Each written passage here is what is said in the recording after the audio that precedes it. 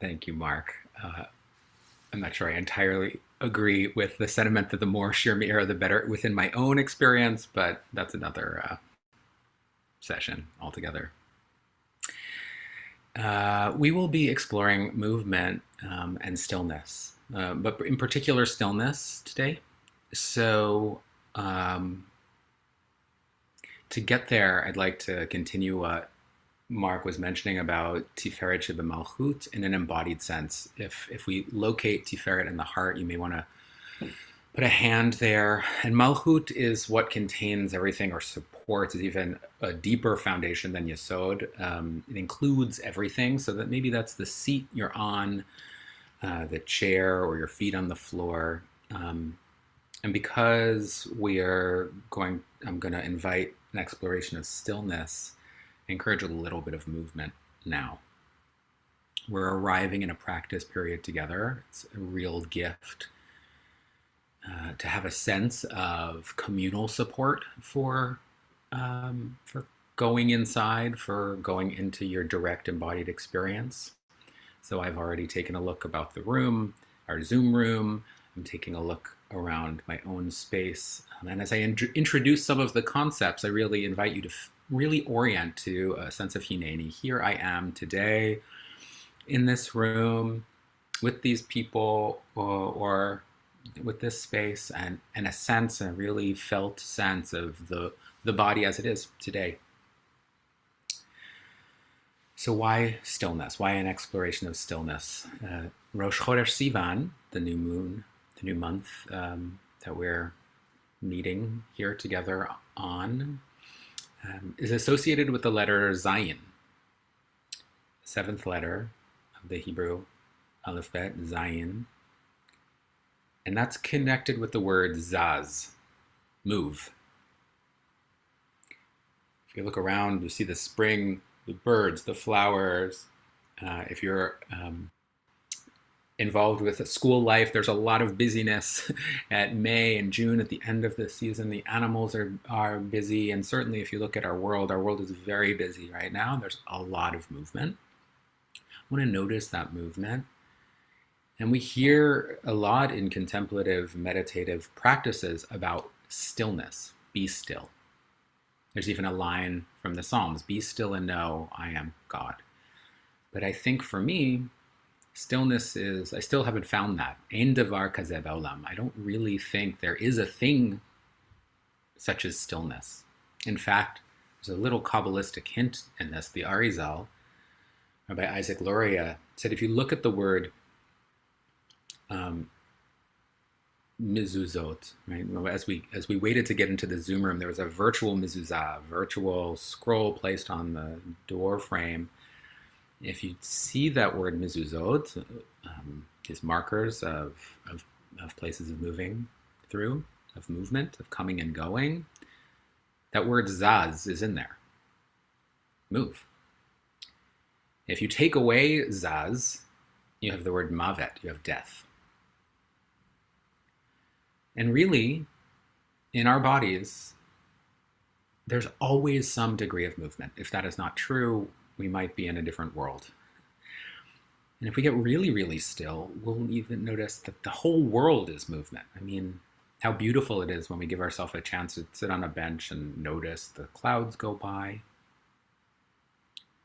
Science has even picked up on the fact that even the things that we think are the most still, like rocks, have this piezoelectricity, right? Our quartz watches are actually running off of the movement of something even as miraculous as the mineral. So take these ideas in of entering a month of movement and how we know movement is by relative stillness. So even if there's no absolute stillness, I'm going to invite a sitting practice where you're really as still as you can be. So we can set that up comfortably. You may have a posture that you sit in or lie in or meditate in, and you may not really be able to locate much comfort whatsoever. Acknowledge that. Acknowledge, okay, it's the hip that's uncomfortable or the knee or whatever it is. And still, as we prepare, as we set up for this practice, try to give yourself as much ease and relaxation as possible. And breathe there for a moment. The mezuzah is something like, it indicates how much coming and going there is in our lives as we rise up, as we sit down. So just take a breathful, a mezuzah-like breath, noticing the movement coming in, coming out. Starting with that foundation of the body, of our sensation.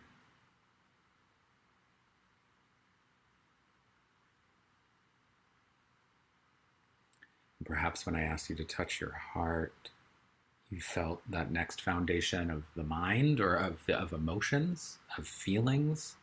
Sometimes these hearts are absolutely overflowing. Sometimes they're a little bit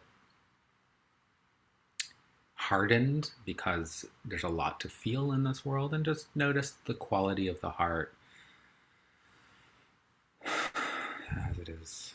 It's different each breath. It's different each pulse. Heart rate variability tells us actually a healthy heart is a heart that changes each contraction and expansion.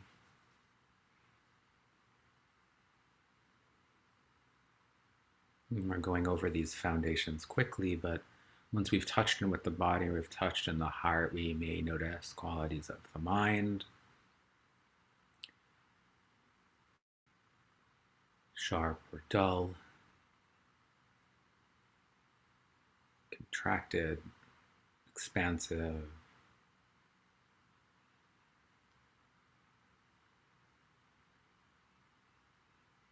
overstimulated, understimulated.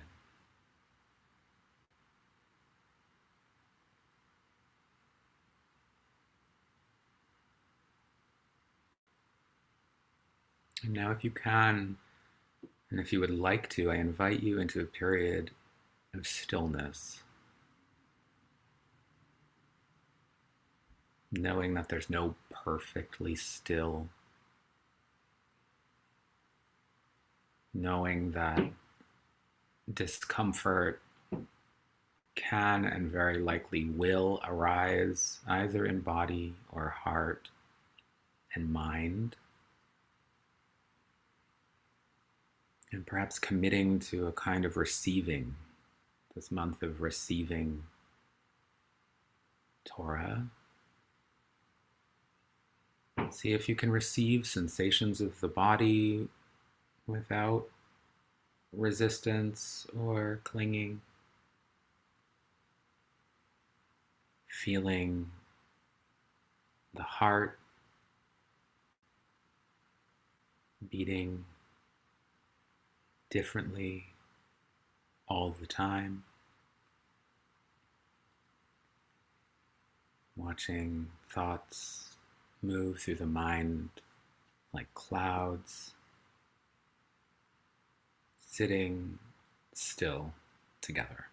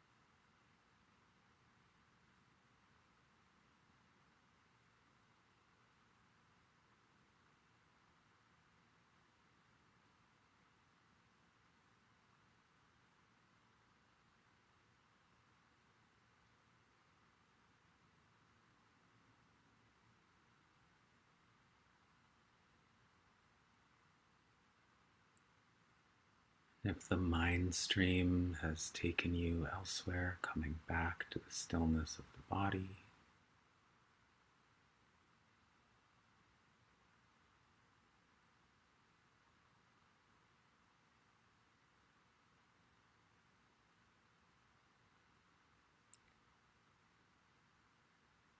And if the stillness of the body brings you to heart sensations that are too much or too little, just noticing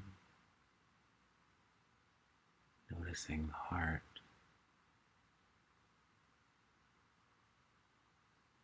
And stillness in the body is too dull or sharp. Turning towards the body in curious, compassionate awareness.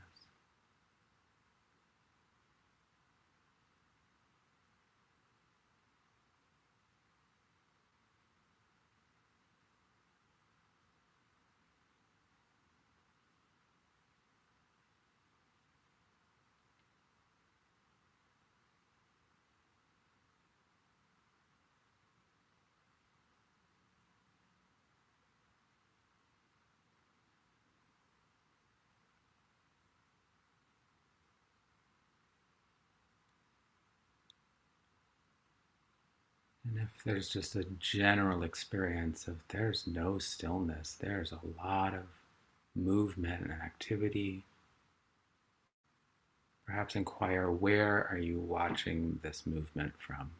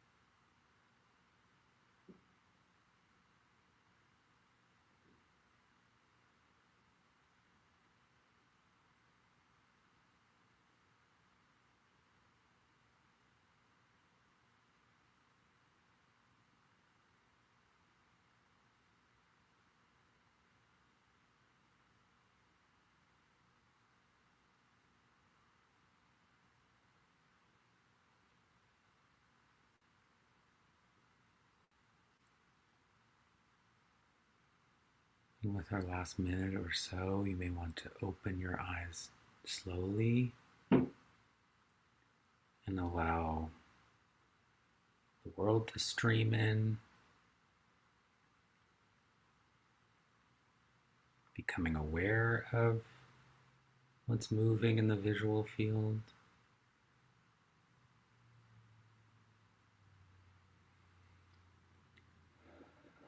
What sounds might move into awareness and then out of awareness.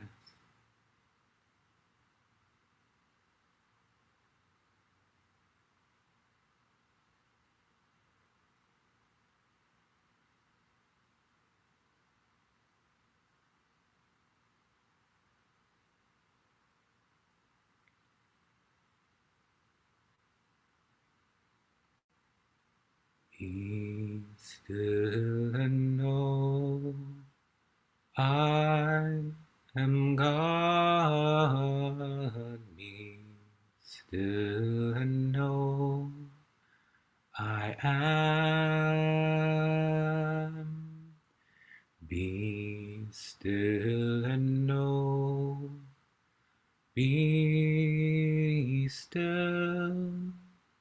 Be still and know I am God. Harbudu ki Anochi Elohim.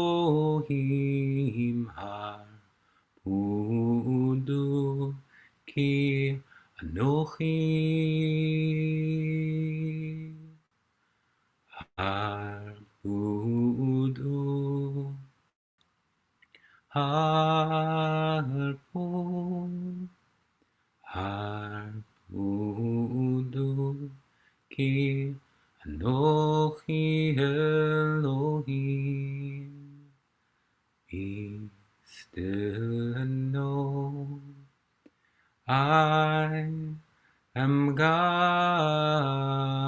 Be still and know I am. Be still and know. Be still.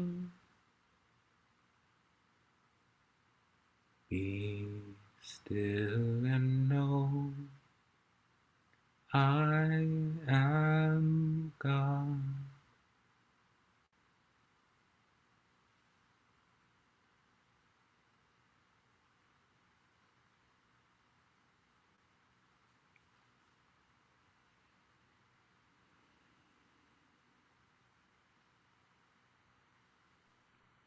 Thank you so much, Rabbi Shir, Meira, Feit.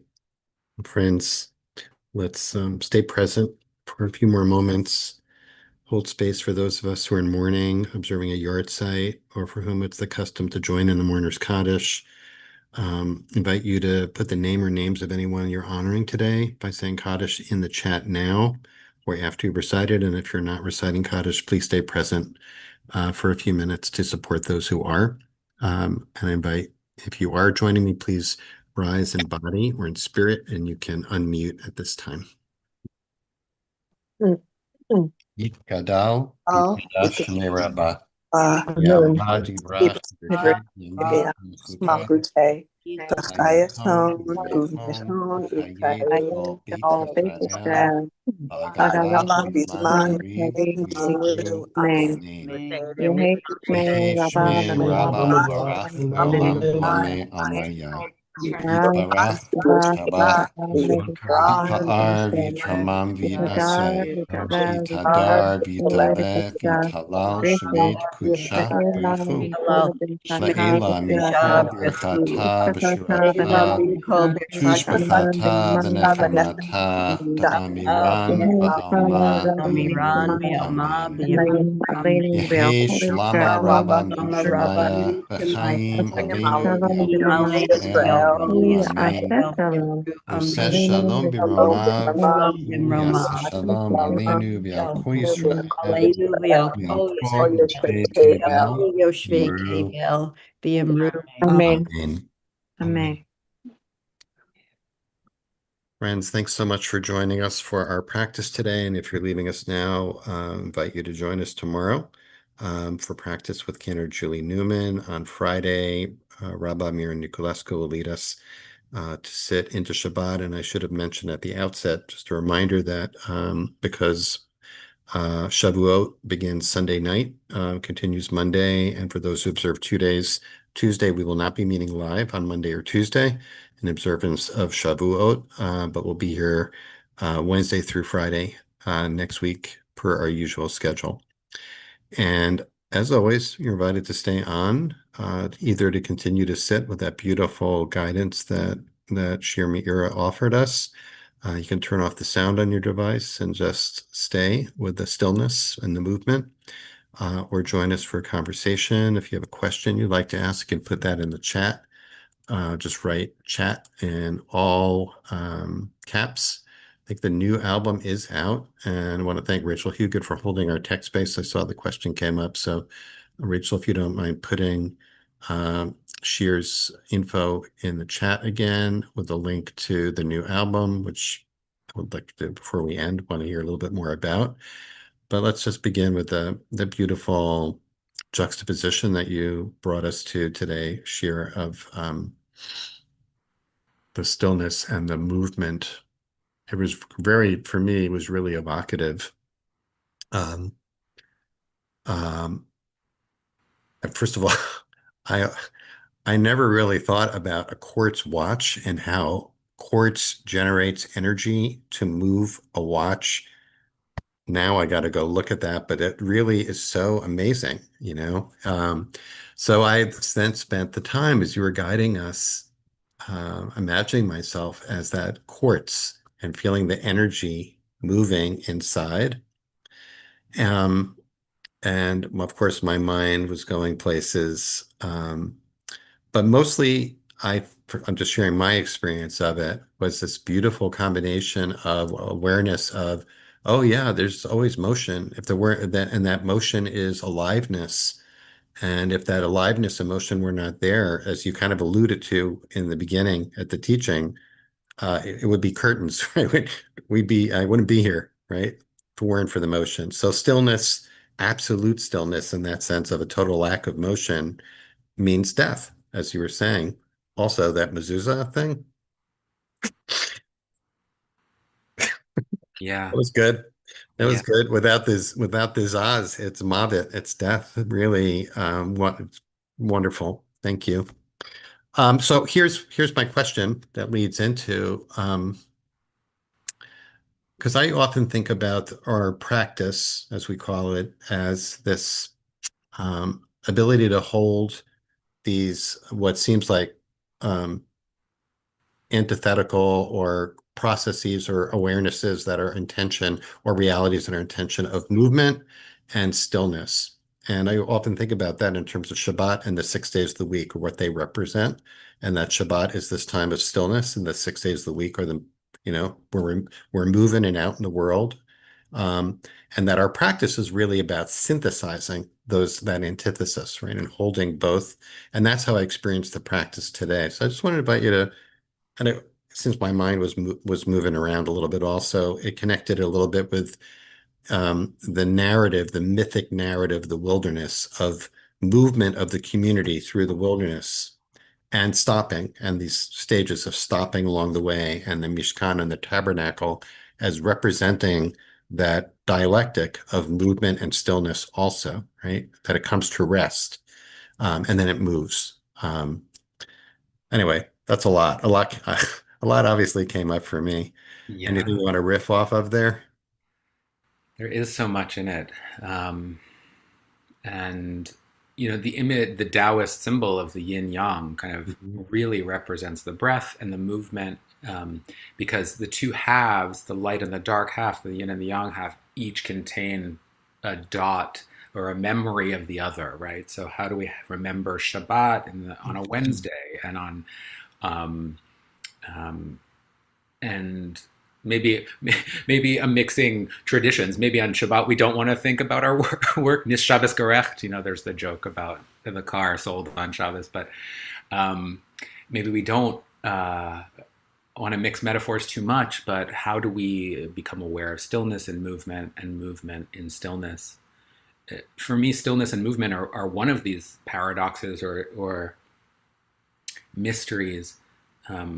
Without opening it too far, I think also about silence. We think about silent meditation, Mm-hmm. and at least initially when we're trying to establish ourselves in contemplative practice, there's all of these distracting noises. We need to go away from the world to be somewhere quiet. This is another ein davar kazeh ba'olam. There is no such thing as silence in the world. Right. And at some point in our practice, we can really allow the rise, transit, and set of sounds which can't be predicted nor grasped to also move through this so-called silence. Where are we listening from that allows silence to rise? And darkness, similarly, like everything we experience, even with our eyes closed, there are visual phenomena happening, right? Form and ground.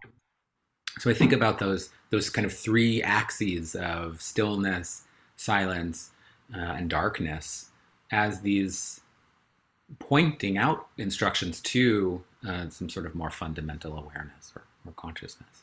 Yeah. Another question I would have there, and it's done in the chat. I'm thinking about um, antsiness, or kind of that kind of, yeah, spokas, in Yiddish, right? Yeah. Um, in terms of suggestions for, the sitting practice, which, I would remind people, like, it doesn't have to be that for you. People, when we gather, you can stand, you can move, you can lay down, just, permission to find it. So what would you say about that? Like if you are aware of an inclination to move, um, can that still be part of the practice? Or are we supposed to kind of conquer that antsiness in order to stay still? I think I heard this from Joseph Goldstein saying kind of that suffering on some level is the unsatisfactoriness of experience. That's fundamentally the dukkha there. And if we can practice being with unsatisfactory sensation when we have some degree of choice over it, like I'm going to sit and notice when my foot starts falling asleep or the mosquito just bit me or whatever discomfort arises, Mm-hmm. the more and if we can also do this with kindness, because I know I've sat hard and rigid in ways that are not really, I don't know how skillful they were, but when we're practicing stillness and encountering unsatisfactoriness, then when something inevitably comes and really rocks the boat, we may have developed some mindfulness and able to engage and not really disengage when we have no choice about the disruptions of life. Yeah. So can I move? If notice I'm suffering, does that mean it's okay to shift around, to move, or I well, what's your experience with it? What would when you notice an inclination to move, and bearing that Joseph Goldstein in mind, about suffering, where do we go with that? Is it to let go of that impulse to move? Is it to know? I do think there's a place for that. I think there's some merit to really being. He has another phrase too, like relaxed but not casual, right? So Mhm. that we should there's a kind of awakeness to our practice that it shouldn't be like we're constantly moving away towards, oh, I gotta always take care of. And this is how I also set it up earlier, like we should be as comfortable as like reasonable to establish this. It was a short practice. We were in it for about 12 minutes. Certainly when you sit for longer or go deeper in retreat, the materials that come up from the depth of the lake are darker and scarier often, and they're almost there to provoke movement, whether physical or psychological. Mhm. I don't know necessarily. I think the skillful means around that movement um, is very idiosyncratic and very personal, but Mhm. it's a beautiful Heschel quote around this, like the fruits of self-esteem are the ability to say no to oneself. There's something about discipline here. It's like, okay, Mm-hmm. and getting curious. I mean, if we are constantly habituated to moving away from a particular pain, I mean, I have some Mm-hmm. chronic stuff going on in my neck and shoulder. I've seen this person, I've seen that person, I've tried this.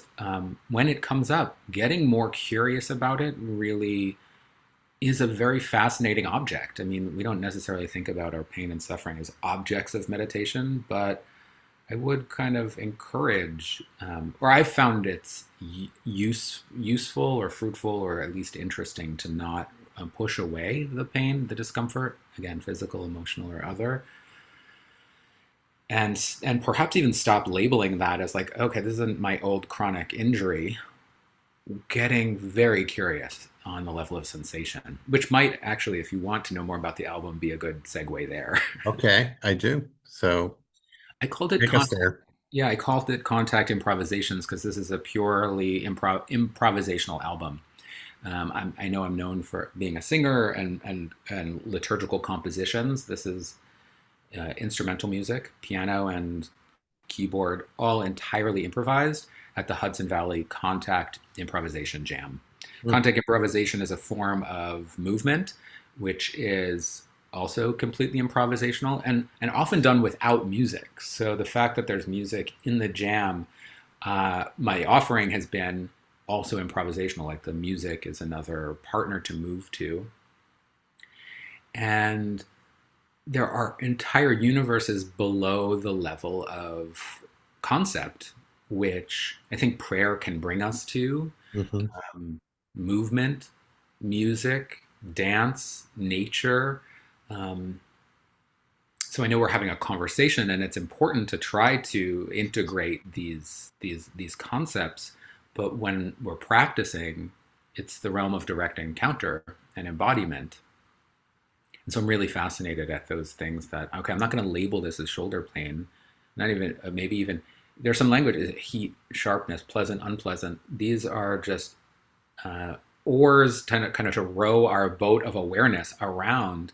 And there is something about letting the snow globe of the mind settle into physical stillness that really Mhm. allows consciousness to penetrate and expand in deeper, even those metaphors. The No, level. the snow globe that occurred to me. I was thinking about the snow globe because I often when we do this practice, I often think about the snow globe as letting the snow settle to the bottom so we can see clearly. But today, based on what you were offering, I was enjoying the snow. I was being Yeah. still to enjoy the snow moving, right? And not saying like, oh, I wish it would just settle so I could see through it. It was about noticing that kind of movement. So I wanted to appreciate that because that really shifted my under, the And way I there are some relate to the snow snow globe. globey kind of days, weeks, months, years, right? Something is shaking it. And as much as I have the idea that I might like clear seeing, it's Right. just flurries. Yeah. And it's beautiful. Flurries are beautiful. So we have just a couple of minutes, so it may not be enough. I'm sure not enough time to really get into this here, but I'm intrigued by contact improvisation as a descriptor for meditation practice also. That is, because I don't know, you tell me, I don't know anything about it really, but other than my tiny bit of experience with it, but where the touching into something, right? The contact leads to some curiosity or awareness that provokes something, to be aware of something that is arising in that moment, that generates, I guess, movement, right? Yeah. Yeah. How would you translate that? How could you, in a couple of minutes, say how that applies to what we're doing here, or how we might listen to your album? You introduced the idea of Malchut as presence, and Right. that's something that ultimately can't be rehearsed. Uh, so one of the languages of contact improv is the rolling point of contact. So imagine these are two bodies finding each other in Hmm. space, and a real curiosity about where gravity and contact is happening between these two bodies that at least potentially have agency and are themselves universes in contact with a floor, which is another point of contact.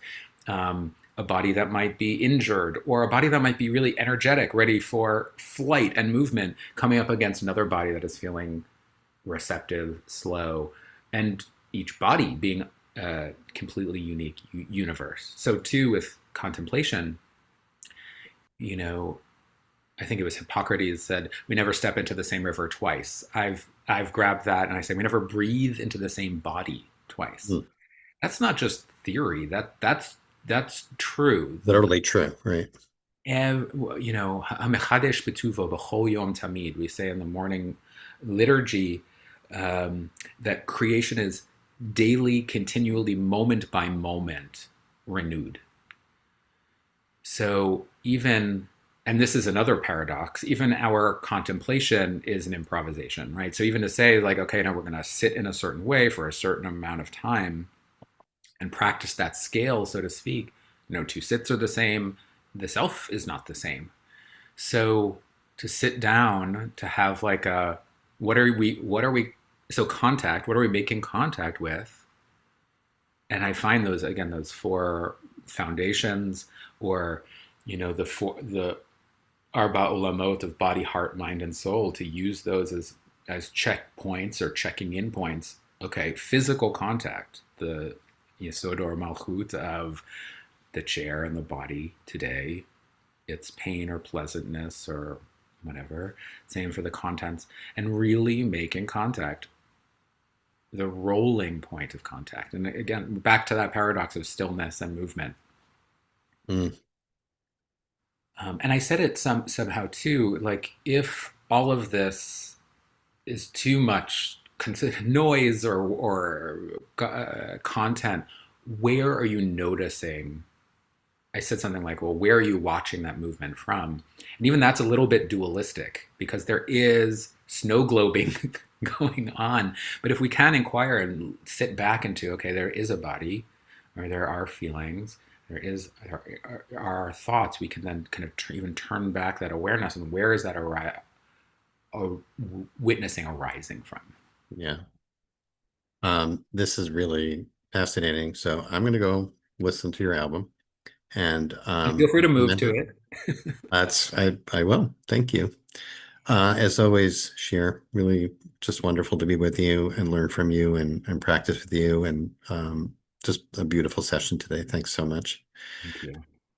Thanks to Rachel for holding our tech space together, and each of you for being here. Hope you'll join us tomorrow. We'll practice with Ken or Julie Newman tomorrow at our usual time, everyone. So Chodesh Tov, many blessings of healing, of justice, and of shalom for this new month of Sivan. May it come to all of us into this world for good. And we'll see you tomorrow. Be well.